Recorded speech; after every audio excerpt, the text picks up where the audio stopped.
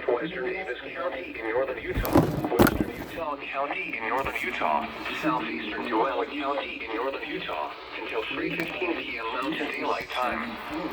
At 2:37 p.m. Mountain Daylight Time, a severe thunderstorm was located 11 miles northwest of Stansbury Park, or 13 miles north of Grantsville, moving northeast at 45 miles per hour. Hazard, 60 miles per hour wind gusts. Source, radar indicated. Impact, expects damage to roofs, siding, and trees.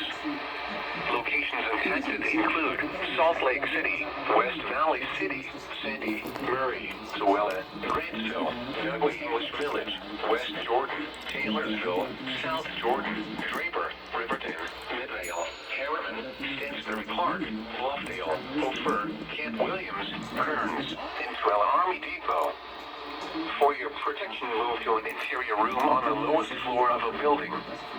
Repeating, a severe thunderstorm warning has been issued until 3:15 p.m. Mountain Daylight Time for the following counties in Utah: Davis, Salt Lake, Tualatin, Utah.